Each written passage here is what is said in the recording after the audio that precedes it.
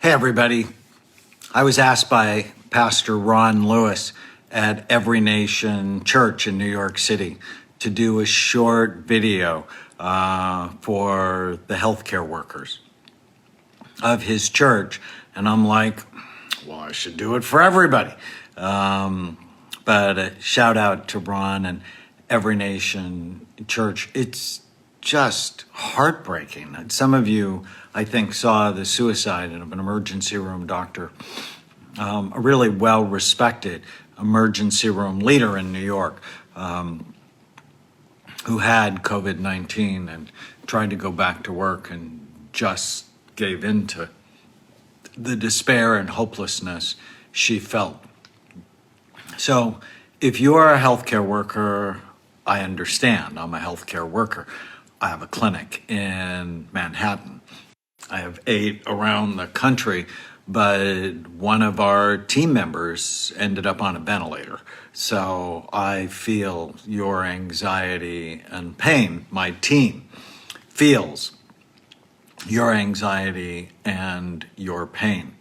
And I'm going to give you 5 quick strategies to keep yourself and your loved ones safe and healthy.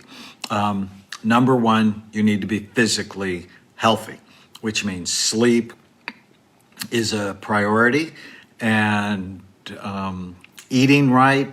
I'm seeing the news reports that are like, look at the pizzas they're donating, and look at the barbecue they're donating. And I'm like, if they don't eat in a healthy way now, think colorful fruits and vegetables if you can, and healthy protein, healthy fats. You have to eat right, because your best defense against COVID-19 is your immune system. And a lot of that comes from gut health and your microbiome, the 100 trillion bugs in your gut. If you're not feeding them right, it's going to be a problem. So number 1 is take care of your physical health. Absolutely essential. 2, simple supplements. I recommend this for all of my patients. A multiple vitamin, high dose, high quality fish oil, and all healthcare workers should know what's your vitamin D level, and you should optimize it to be high normal. Brand new study out of Indonesia. People who died, often they were male, they were older, and they had significantly low vitamin D levels. The third strategy is mental hygiene. And as soon as this pandemic hit, I was on Dr. Phil because he liked an Instagram post I did. Mental hygiene is as important as washing your hands. We need to all disinfect our thoughts and kill the ants, the automatic negative thoughts that just flood our brain and steal our happiness. And so little tiny habits.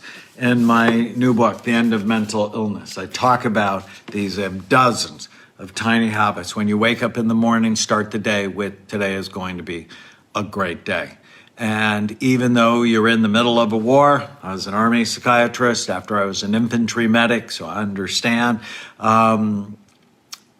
are all sorts of heroic stories, beautiful stories happening that I want you to pay attention to during your day. You start the day with today is going to be a great day. Throughout the day, ask yourself, is it good for my brain or bad for it? Is it good for my brain or bad for it? When you go to bed at night, ask yourself what went well today. You're going to see lots and lots of terrible things. You're also going to see a lot of great things. So if you can allow your mind, if you can train your mind to notice what's right, not just what's wrong, it will help you do so much better. Number 4, specifically kill the ants. Whenever you feel sad or mad or nervous or out of control, I want you to write down what you're thinking. And then I want you to ask yourself, is it true? Can I absolutely know if this is true? My 15-year-old niece lives with me, and I just love her so much. And she showed me a video that the kids made at school where they would say something negative about themselves. And then they would rip it up, and then they would show the paper with the opposite of the negative thought they had. It was so powerful. I'll see if I can get her permission to post it. You do not have to believe everything you think. The problem is you have a negative thought, you believe it 100%, and then you act as if it's true, even if it's a lie. And there's nowhere in school, in healthcare, where they teach you not to believe every stupid thing you think. How many of you were good at talking back to your parents as a teenager? I was excellent. My parents will tell you I was excellent. But nobody ever taught me to talk back to the nonsense in my head. So important. And number 5, if you're starting to show signs of emotional trauma, if you're having nightmares, if you're feeling numb, if you're depressed, if you're having suicidal ideation, get help. That's why I called the book The End of Mental Illness. I hate the term mental illness. It's stigmatizing and it's wrong. These are brain health issues that steal your mind. And let me tell you a secret. It's the smart person who gets help, not the weak person. Just imagine if you were a business owner and your business was in trouble, and you just denied it. You just ignored it. You just drank. Would that work? No, you'd go bankrupt. You'd hire the best consultant you could, and you'd follow his or her directions.